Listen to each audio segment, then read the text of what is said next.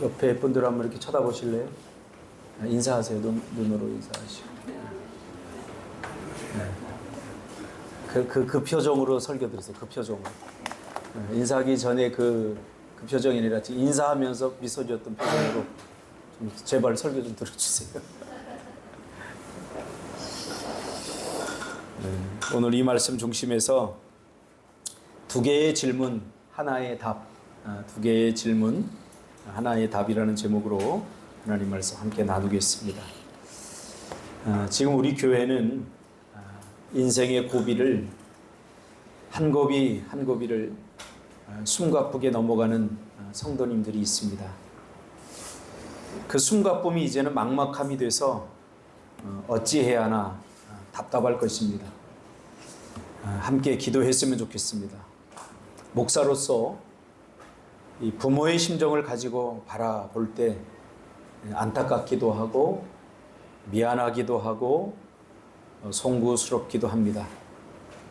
그러나 목사가 할 수 있는 가장 최선의 도움은 기도와 말씀으로 그러한 삶과 문제를 해석하고 다시 희망을 찾게 하고 다시 회복과 또 역전을 경험하게 하는 것이기 때문에 오늘 말씀을 나누면서 함께 인생의 고비를 넘는데 나 혼자가 아니구나 하는 것을 기억했으면 좋겠습니다. 저 역시 삶의 고비마다 말씀이 큰 힘이 되었고 그 말씀이 주는 희망과 용기로 버티다 보니 이런 삶의 소용돌이 속에 놓일 때 꼭 맞는 말씀을 붙잡고 앞으로 나아가는 것이 너무 중요하다는 것을 깨닫게 되었습니다. 오늘 본문 역시 인생의 고비를 숨가쁘게 넘어가다가 지쳐서 언제까지입니까 하나님? 그러면서 막막하고 막연한 현실 앞에 갇혀있는 사람들에 대한 이야기입니다. 이 시는 그런 막막한 현실, 도저히 바뀔 것 같지 않은 운명 같은 현실이 완전히 역전되어 버린 후에 그 막막했던 때를 회상하며 성전에 올라가면서 부르는 노래, 즉 시입니다. 우리가 아는 바와 같이 이 시의 배경은 바벨론 포로 시기입니다. 우리가 잘 아는 바와 같이 남유다는 BC 586년에 아수르에 의해서 멸망을 당하고 북이스라엘은 BC 722년에 바벨론에 의해서 멸망당하게 되죠. 그리고 바벨론의 포로로 끌려가서 포로 생활을 하게 됩니다.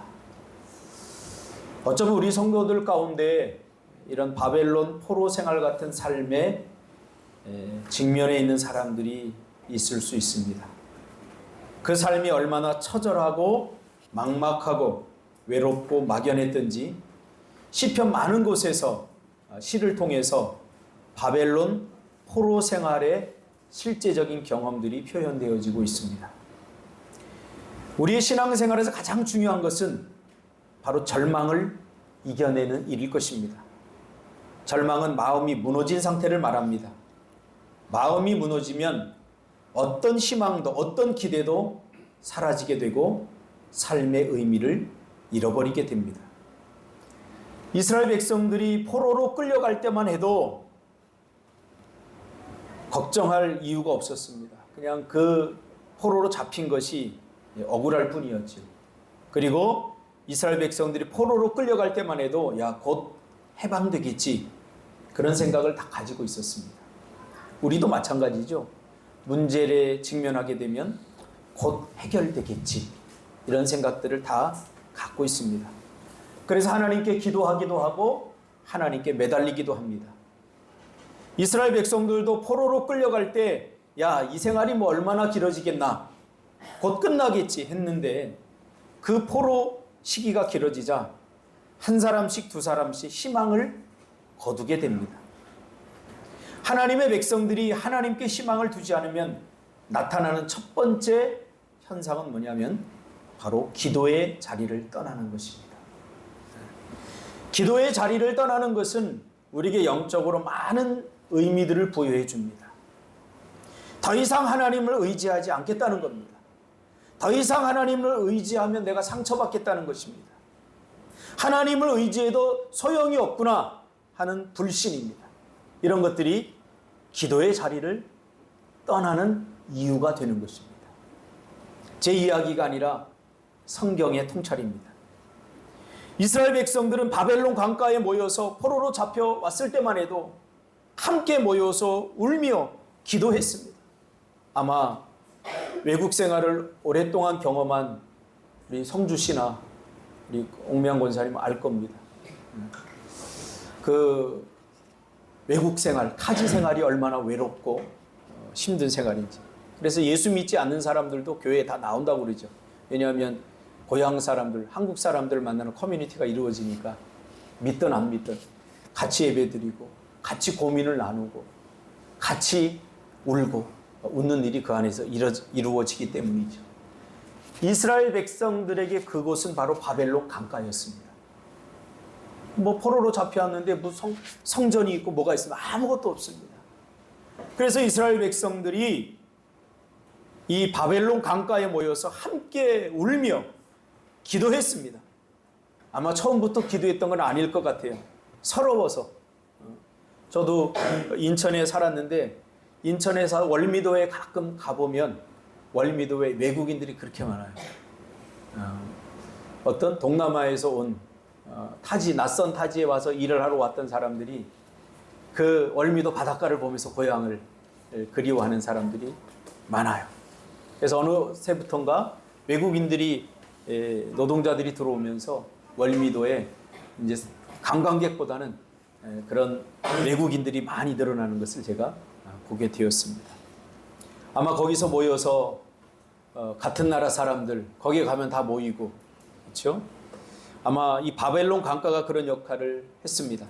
그래서 두고 온 고향이 그리워서 울기도 하고 서로의 안부를 묻기도 하고 그런데 시간이 지나자 이제 하나둘 사라져 버리는 것입니다. 왜? 야, 우리가 언제까지 고향만 그리워하면서 이렇게 울면서 살 것인가? 이제 우리도 여기서 살아야 될 것 아닌가? 그러면서 하나둘 이 기도의 처소를 떠나게 됩니다. 그래서 기도의 처소였던 이 바벨론 강가는 예배의 처소였던 바벨론 강가는 점점 텅텅 비워지게 됩니다. 삶에서 희망을 거두고 살아가는 것처럼 힘겨운 일이 없을 것입니다. 사라진 웃음기, 표정 없는 얼굴, 공허한 마음들, 허탈한 하루하루를 이제 이스라엘 백성들이 살게 된 거죠. 1970년대에 보니엠이라고 하는 그룹이 있었습니다. 여러분도 잘 모르죠? 아는 사람은 아마 알 겁니다. 바벨론의 강가, 리버스 오브 바벨론이라고 하는 그 노래를 불러서 빌보드 차트에 오랜 시간 동안 랭커되었던 이 바벨론의 강가가 시편 19편과 시편 137편 이 포로 생활을 떠올리면서 지었던 시를 배경으로 지어진 그런 노래입니다. By the rivers Babylon. 그렇죠? 이 음이 영어로 앞으로 나갈 때 우리나라 발음으로 다들 이불 개고 밥 먹어 이렇게 불렀던 그런 노래입니다. 그렇죠? By the rivers of Babylon. 이게 우리 교회는 다들 이불 개고 밥 먹어 이렇게 들렸던 그렇죠? 그 노래를 보면 그 처절함이 나옵니다. 우리가 바벨론의 여러 강변 거기 앉아서 시온을 기억하며 울었도다. 그 중에 버드나무에 우리가 우리의 수금을 걸었나니 이는 우리를 사로잡는 자가 거기서 우리에게 노래를 청하며 우리를 황폐케 한 자가 기쁨을 청하고 자기들을 위하여 시온 노래 중 하나를 노래하라 하미로다. 이게 지금 시편 137편이에요.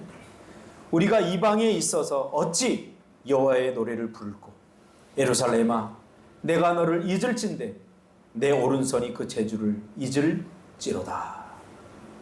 바벨론 강가에서 우리는 앉아서 시온을 생각하며 울었도다. 이게 시편 137편 내용입니다. 무슨 내용입니까? 바벨론의 포로로 잡혀갔는데 바벨론 왕이 야 포로로 잡혀온 각 민족들의 노래를 불러봐라 그러는 거예요. 그러니까 유대인들은 찬송밖에 없잖아요. 그러니까 그 노래를 우리가 어떻게 부르느냐, 저 이방 왕 앞에서 어떻게 부르느냐, 그러면서 자신의 처지들을 이렇게 한탄하면서 시를 쓴 노래한 노래가 시편 19편과 137편입니다. 보니엠이 불렀던 그 가사는 이런 내용입니다. 바벨론 강가에서 우리는 앉아서 시온을 생각하며 울었어요. 사악한 무리들이 우리를 포로로 잡아왔어요. 그리고 우리에게 노래를 부르라고 했지요. 하지만 우리가 어떻게 주의 노래를 부를 수 있나요? 이런 낯선 땅에서 우리의 입에서 나오는 말과 우리의 가슴에서의 묵상을 여기 오늘 밤 주님 받아주세요. 그렇죠? 이런 가사입니다. 우리도 다르지 않아요. 바벨론 강가에서 마치 포로 같은 삶을 살다 보면 웃고 싶지 않아도 웃어야 되고, 그렇죠? 마치 내가 아닌 나의 모습으로 살아가야 하는 그러한 우리의 삶이 바로 우리의 삶의 현장일 수 있습니다. 그러나 그 고달프고 고된 삶 속에서도 여전히 바벨론 강가를 다 떠났지만 떠나지 않고 기도했던, 여전히 희망을 버리지 않고 바벨론 강가에 나와서 기도하는 사람들이 있었습니다. 그 수가 많지 않았지만 그러나 여전히 기도를 포기하지 않고 서로 격려하며 서로 위로하며 기도를 멈추지 않았던 사람들이 있습니다. 오늘 그 사람들에 의해서 이제 비로소 회복이 일어난 것입니다. 이것을 시인은, 이런 사람들을 시인은 눈물로 씨를 뿌리는 사람들이다라고 오늘 표현해주고 있는 거예요. 눈물로 씨를 뿌리는 것은 결코 쉽지 않습니다. 깨진 독에 물 붓기고 도저히 이루어질 것 같지 않은 꿈 같은 일인 것입니다. 이 꿈이라고 하는 말은 명사는 희망이지만 꿈에 같은이 붙어서 꿈 같은이 되어버리면 꿈에서 멀어진 느낌을 표현하는 것입니다. 이루어질 확률이 점점 낮아지는 것입니다. 꿈 같은 일이야. 그렇죠? 제발 꿈 같은 일이 생겼으면 좋겠다. 그런 말이죠. 현실에서는 불가능하다고 생각하는 일이기 때문에 꿈에서라도 이루어졌으면 좋겠다라고 생각하는 희망의 반영이자 또 절망의 또 다른 모습이기도 합니다. 꿈 같은. 여러분에게도 꿈 같은 일이 일어났으면 좋겠죠. 그래서 오늘 본문은 뭐라고 그래요? 우리에게는 꿈 같았도다. 그렇죠? 꿈 같았도다. 여호와께서 시온의 포로를 돌려보내실 때 우리는 꿈꾸는 것 같았도다. 이렇게 이야기합니다.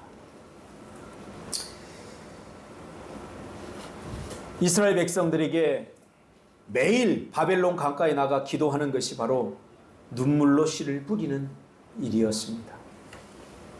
여러분, 말씀만 씨가 아닙니다. 기도도 씨앗이라고 오늘 시편 기자는 표현하고 있는 것입니다. 그렇게 시간이 흘러 하나둘 죽음을 맞이하게 되죠. 그럼에도 불구하고 아무 일도 일어나지 않습니다. 여전히 이들의 삶은 힘들어요. 하나님께 그 바벨론 강가에서 다시 우리를 그 고향 땅으로 돌려보내달라고 기도하지만, 눈물을 흘려 기도하지만, 그러나 그런 일은 전혀 일어날 것 같지 않습니다. 그렇게 70년의 시간이 흐릅니다. 그럼에도 불구하고 여전히 남아서 기도한 사람들이 있었습니다. 그 사람들을 오늘 시인은 눈물로 씨를 뿌린 자들이라고 표현하고 있습니다. 지금 이스라엘은 그동안 자신들이 뿌렸던 씨앗의 결과를 통해 바벨론 포로가 된 거죠. 그러니까 바벨론 포로가 왜 되었느냐? 그동안 자신들이 뿌렸던 씨앗의 결과입니다. 이스라엘은 하나님에 대하여 우상숭배와 또 하나님을 의심하고 불평하고 원망하면서 온전한 예배를 포기했습니다. 이것이 과거에 이스라엘 백성들이 뿌렸던 씨앗들입니다. 그 씨앗의 결과가 무엇으로 나타났습니까? 바벨론 포로로 나타난 거예요. 지금 이스라엘이 심은 것이 바로 죽음이었고 멸망의 씨앗들을 과거에 뿌렸던 거예요. 사랑하는 성도 여러분, 여러분은 과거에 무엇을 뿌렸나요? 여러분이 과거에 뿌렸던 씨앗들이 지금 현재 여러분의 삶의 환경입니다. 지금 현재 여러분의 모습을 만들어내고 있는 것입니다. 오늘 본문은 우리에게 두 가지 질문을 던져줍니다. 너희들은 그동안 무엇을 심으며 살아왔는가? 이게 첫 번째 질문입니다. 네가 심은 것을, 네가 심은 씨앗이 자라서 오늘 너의 삶의 토대를 만든다는 거예요. 그 심은 것이 오늘의 나를 만들고 나의 상황과 환경을 만든다는 것입니다. 그래서 이것이 첫 번째 질문입니다. 지금까지 너는 무엇을 심으며 살아왔느냐? 이것이 오늘 시편 126편이 우리에게 던져주는 첫 번째 질문입니다. 두 번째 질문은 무엇입니까? 그렇다면 지금 무엇을 심고 있느냐? 과거에 심은 것이 오늘이라면 오늘 심고 있는 것은 내일의 결실이 될 것입니다. 그러므로 오늘 지금 너 뭘 심고 있지? 라고 오늘 시편은 우리에게 묻는 거죠. 그것이 나의 미래의 삶의 토대가 되고 나의 미래가 만들어질 것이라는 거예요.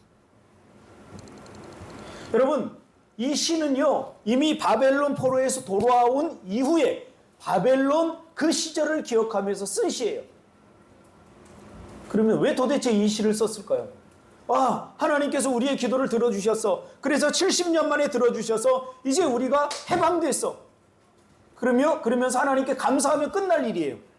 그런데 왜 시인은 이 시를 썼을까요? 잊지 말자는 거예요. 그리고 다음 세대들도 잊지 말아야 된다는 거예요. 여러분, 이게 중요합니다. 정말 포로로 귀환해서 성전을 짓고 성전에서 예비하고 이전보다 더 큰 은혜를 누리면서 감사하며 하게 되면 그 지긋지긋한 과거는 다시는 생각하고 싶지 않지 않습니까? 그렇죠? 여러분, 포로 생활에 무슨 선한 것이 있었겠습니까? 포로 생활에 뭐 좋은 것들이 있었겠습니까? 시편을 보면 이스라엘 백성들은 바벨론 강가에서 포로 생활하면서 매일 울었어요. 서러워서 울고 종으로 전락해버린 거 아닙니까? 왕족들이 사람 취급도 받지 못했어요.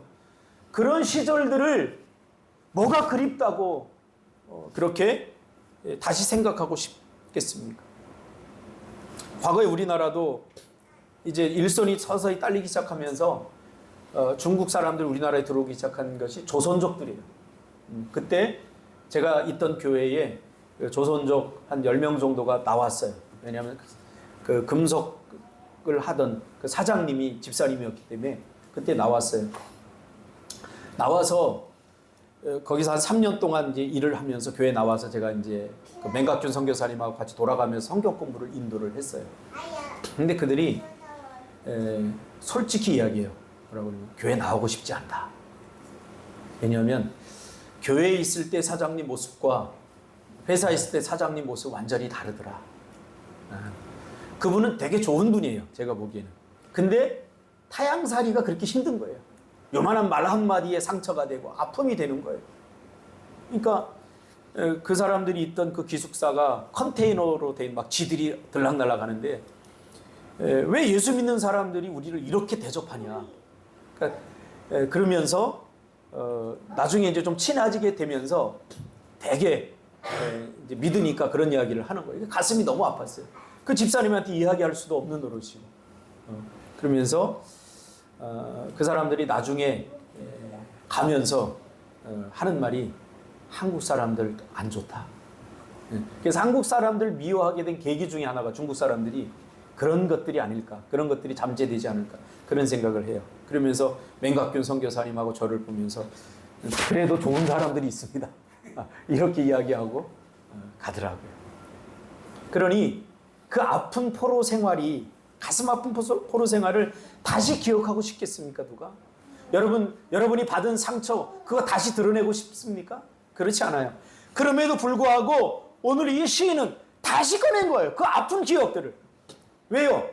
여기서 끝나면 안 되기 때문에. 잊지 말자는 거예요. 다음 세대를 향해서 권면하는 거예요. 여러분, 과거를 잊어버리면 우리 미래는 없습니다, 더 이상. 그러니까 하나님의 답은 무엇입니까? 이 두 가지 질문에 하나님의 답은 그거예요. 너의 과거에 심은 것이 현재였고, 그래서 바벨론 포로 생활이 되었었고, 이제 다시 이스라엘이 돌아와서 회복이 되었는데 이제 너희들 뭐를 심을 것인가? 이걸 묻는 거예요. 그것이 너희의 미래가 될 것이라는 거예요. 과거는 이미 지나갔어요. 그러나 오늘 이 시편 126편은 과거를 다루고 있지만 배경은 과거지만 사실은 미래를 위한 하나님의 질문이에요. 너희들이 이제는 무엇을 심을래? 어떤 씨를 뿌릴래? 그것이 너희의 미래가 될 것이야 라고 지금 우리에게 질문을 던지는 거죠. 그리고 그 두 가지 질문에 대한 답은 하나님이 내리지 않습니다. 그 답을 하나님이 주지 않고 우리가 그 답을 찾아가야 한다고 말합니다. 네가 선택하는 거야. 네가 무엇을 뿌리든 그 뿌리는 것이 너의 미래가 될 거야 라고 말하는 거죠. 여러분, 콩 심은 데 콩 나고 팥 심은 데 팥이 납니다. 이것이 지극히 평범한 하나님의 보편적 은혜의 원리입니다.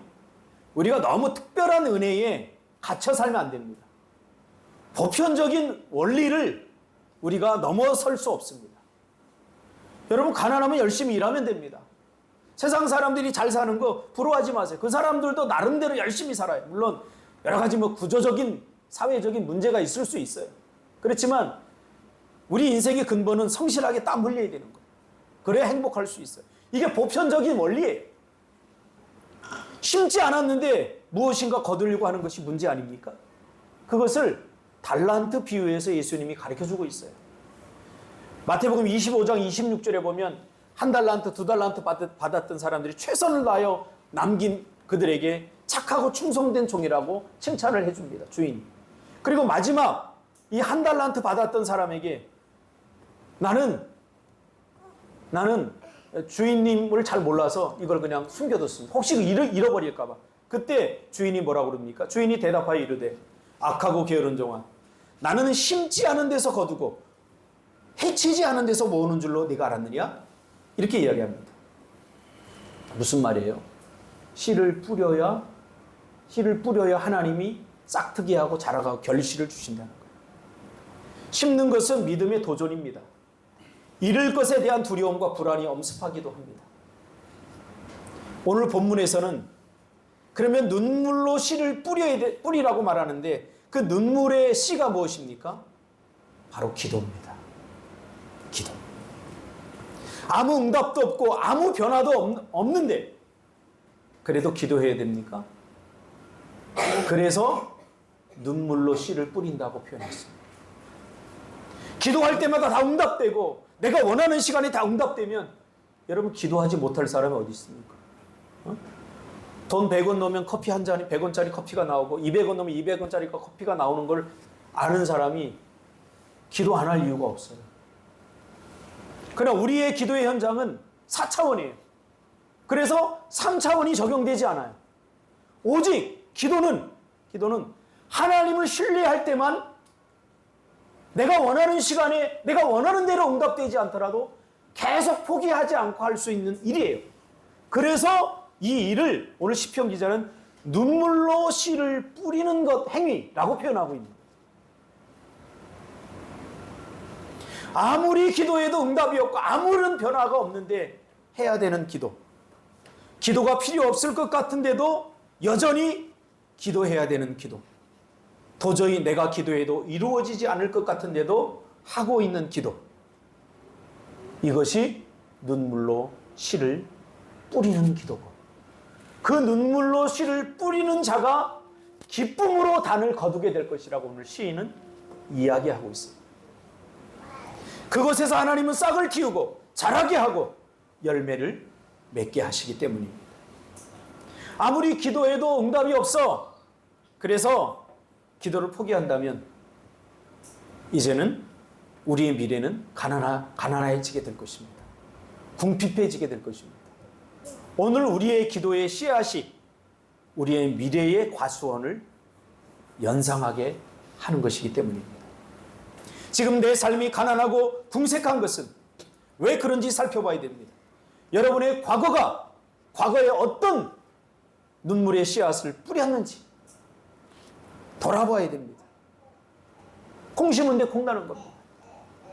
제 이야기가 아니라 예수님도 복음서에서 비슷한 이야기를 계속하고 있어요. 우리에게 대접받고 싶은 대로 대접하라. 준상 집사님 잘 될 거예요. 제가 이렇게 이야기하는 거는 준상 집사님이 가끔 제 설교를 듣고 문자로 저에게 힘을 줘요. 위로해 줘요. 여러분은 그냥 듣고 입 딱 닦지만 우리 준상 집사님은 단 한 번도 입을 닦지 않아요. 내가 여기 은혜 받았습니다. 목사님 너무 감사합니다. 대접받고 싶은 대로 대접하는 거예요. 어쩔 수 없어요. 아무것도 심지 않는데 다른 사람들이 여러분의 좋은 소리 안 하는 것은 여러분들이 씨앗을 안 뿌렸기 때문에 그런 거예요. 자꾸 도움만 받으려고 도움 받으려고 하지 마세요. 여러분 어떤 씨를 뿌렸는데 도대체 무슨 씨를 뿌렸는데. 어제도 제가 어디 갔다가 우리 희수 집사님하고 통화가 됐는데 마침 노영동이래요. 그래갖고 신선주 집사님 잘 아는 그 고깃집 가서 같이 점심을 먹었어요. 그랬더니 냉면값 2그릇을 빼주더라고. 할렐루야. 저는 그래요. 솔직히 하나님과 심정으로 그냥 희수 집사님 뭘 줘도 안 아까운 것 같아요. 뭘 줘도 안 아까워. 없어서 제가 못 주는 거예요. 근데 제가 그런 마음이 왜 드느냐 가만히 보니까 희수 집사님도 저에게 하는 것들이 그렇게 대해요. 저를. 정말로. 할 수 없을 것 같은데 갑자기 뭘 줘도 에이씨 목사님이 이런 적이 물론 속으로는 그럴 수 있겠지. 그렇지만 단 한 번도 네 목사님 하겠습니다 이렇게 해요. 그게 얼마나 감사한지 몰라요. 시킬 때는요 누구를 시킬까 고민해요. 이 사람 시킬까 저 사람 시킬까 저 사람 시킬까 다 고민하다가 그래도 괜찮을 사람을 시키는 거예요. 난 하나님도 비슷할 것이라고 생각해요. 여러분 뭘 뿌리고 있어요? 너무 여러분 인생을 불공평하다고 너무 여러분의 인생을 그렇게 다른 사람 탓하거나 하나님 탓하지 마세요. 여러분 뿌린 대로 거두는 거예요. 관계라는 게 항상 좋을 수만은 없어요. 전 여기서 하나님 앞에서 여러분에게 감히 말할 수 있는 거예요. 저처럼 사람을 사랑하세요. 저처럼 사람을 사랑하세요. 기브 앤 테이크 하지 마세요. 나를 사랑해 주니까 사랑해 주지 마세요. 말씀대로 사랑하세요. 말씀대로 사랑하세요. 저는 요즘 우리 성도님들이 힘든 걸 보면서 참 힘들어요. 저도. 지금 다 이야기하지 못하지만 나름대로 다 아픔들을 갖고 있고 육체적이고 마음적으로 다 힘들어요. 이번 주에도 성경 공부하고 나서 다 힘든 이야기를 하는데 이게 다 이 공감이 가니까 얼마나 마음이 힘든지 몰라요. 내 인생 그냥 나 하나 살면 이게 쉬울 것 같은데 그렇지 않아요. 인생이라는 게 다 관계로 이루어졌기 때문에 힘든 거예요. 힘든 거예요. 그래서 하나님 앞에 또 기도하는 거예요. 매달리는 거예요. 여러분 농부는요 아무리 극심한 흉년이 와도 종자를 먹지 않는다고 합니다.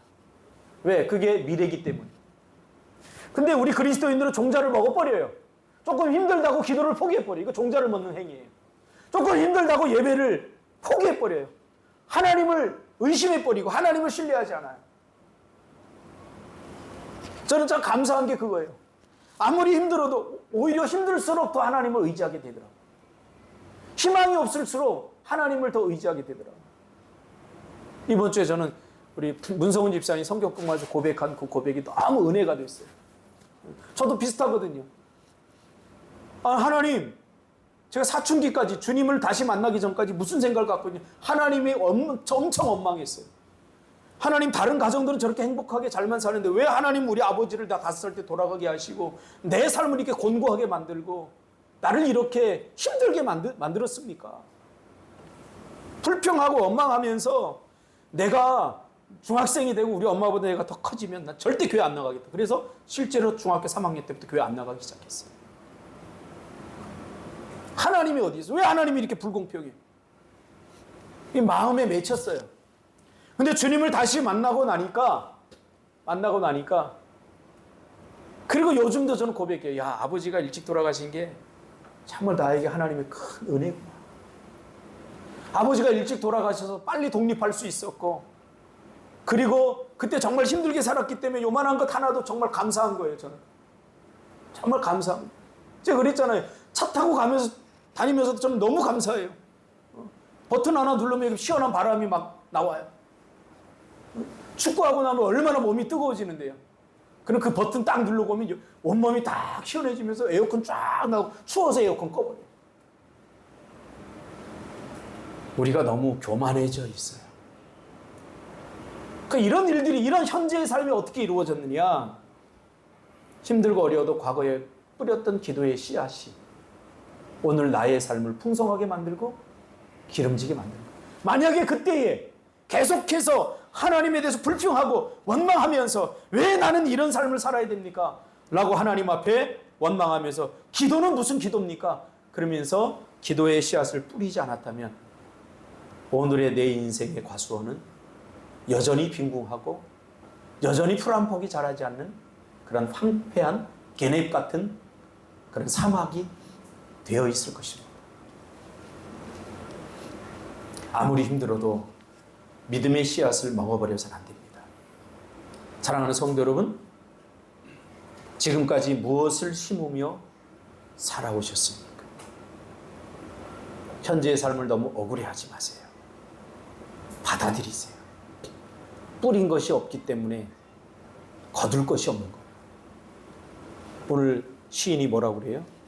마지막에 눈물을 흘리며 씨를 뿌리는 자는 기쁨으로 거두리로다. 울며 씨를 뿌리러 나가는 자는 반드시 기쁨으로 그 곡식단을 가지고 돌아오리로다.